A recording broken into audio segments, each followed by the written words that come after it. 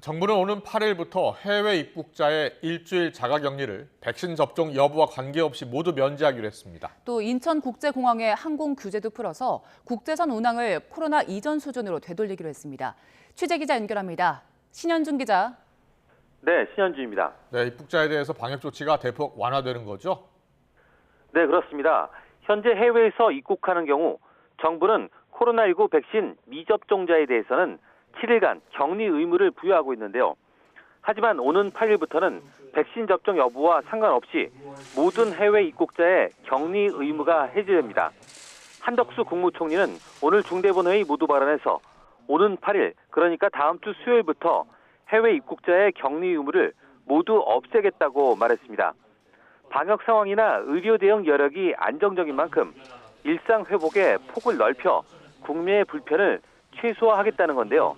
독일과 영국, 덴마크 등이 입국자의 격리 의무를 면제하는 등 국제적 추세도 고려했다고 설명했습니다. 앞서 정부는 지난 1일부터 해외 입국자의 입국 뒤 코로나19 검사를 한 차례로 줄이고 12살 미만 어린이의 격리 의무를 면제하면서 포스트 오미크론 입국 체계 2단계를 시행했습니다. 인천국제공항의 항공 규제도 오는 8일부터는 전면 해제합니다.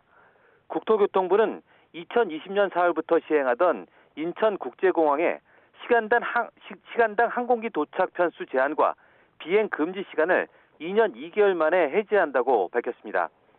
이에 따라 인천공항의 시간당 항공기 도착 편수는 20대에서 코로나 이전 수준인 40대로 늘어납니다.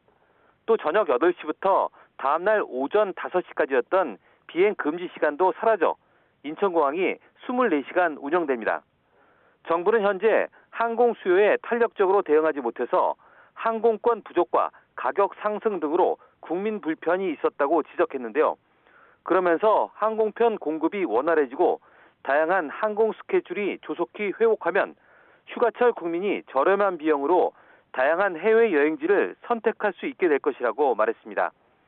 다만 이처럼 규제는 풀면서도 방역 관리에 허점이 생기지 않도록 입국 전에 실시하던 PCR이나 신속 항원 검사, 입국 뒤 3일 이내에 실시하는 PCR 검사 의무는 그대로 유지합니다. 오늘 0시 기준 코로나19 신규 환자는 12,542명으로 어제보다 2천여 명 늘었습니다. 하지만 일주일 전보다는 4천여 명, 2주 전보다는 12,000명 넘게 감소한 숫자이고 금요일 기준으로는 1월 21일 이후 19주 만에 최저입니다. 위중증 환자는 어제보다 16명 줄어 160명이고 사망자는 17명으로 누적 치명률은 0.13%를 유지했습니다. 지금까지 사회 2부에서 YTN 신현주입니다.